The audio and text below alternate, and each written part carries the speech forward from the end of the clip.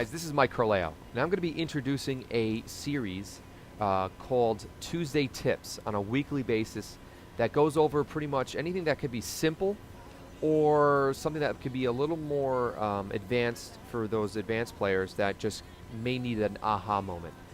Today I'm going to be going over something pretty simple, especially for those teachers out there that are teaching beginners. And this tip can really be really helpful for people that are going to be learning what we're going to go over today, and that's power chords. Now, power chords are usually one of the first chords to be taught after the open chords, and believe it or not, they are very difficult for students to grasp, to do them properly at first, until they start getting the hang of the muting, the correct muting, and also the right pressure to put on the strings to make them sound good. Because yeah, you can put your fingers down and play something, but it may not necessarily sound good. To get the best sound, all of these factors of muting and correct pressure and finger placement need to be there. And I figured out a way after a while of teaching power chords by accident, because I'm always trying to kind of think of another way how to explain the same thing. You know, the best way to explain something is to explain the same thing 1,000 different ways, because everyone learns differently.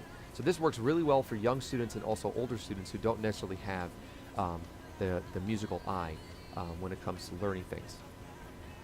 So the first thing I tell my students, we're going to play a big E string power chord. So that's what I use to call the 6th string, because there's obviously 2 E strings, so they get confused when I just say the E string. So I say the big E string and little E string, but we're using the big E string, the 6th string. So I always start with an A power chord, so they know that their notes are A. And you can learn more about that for navigating the fretboard on my Guitar for Dummies series to kind of have a better grasp on how to find chords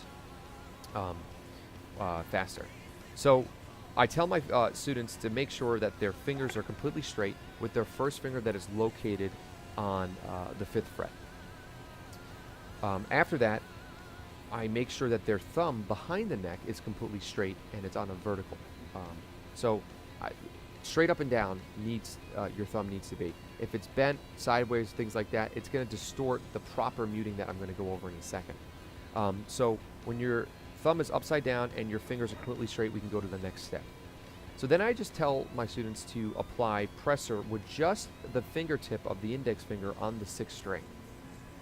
So from there, I tell them to place the other 2 fingers down for the power chord, your 3rd finger on the 7th fret of the A string, and then your 4th finger on the 7th fret of the D string. So now you have the basic shape of the power chord. Some people teach power chords with just the first 2, but I teach power chords with all 3, with it doubling the octave. So the most important thing is for power chords is not necessarily the pressure that you're applying with just your fingertips and not your entire hand. It's the muting. The muting, I always tell my students to roll their index finger to the side. Now that's kind of hard to grasp when you're just telling them to do something and actually show them the roll, but then they kind of contort their hand in weird ways and stuff. So if their finger is completely straight and you're just applying the pressure with their thumb straight in the back behind the neck, then the finger naturally rolls to the side when you just apply the pressure on the fingertip. So that applies the muting on the top 3 strings, which is very important to make the power chord sound good. So nothing else comes out, and you don't want to have to worry about just plucking the bottom 3 strings and may or may not hit those strings. So none of us are really that perfect, so and that would be not practicing very efficiently. So this is a great way to get people to start muting. And same thing with the 5-string power chord, the A string, and you do the same thing, except you just apply that middle finger to the big E string, or you can tell your students to push up your index finger against that string. However, that kind of leads to bending of the A string itself, or weird finger placement when you tell people to touch 2 strings at the same time. So that I already use that middle finger to kind of help out and relax. Also, it helps them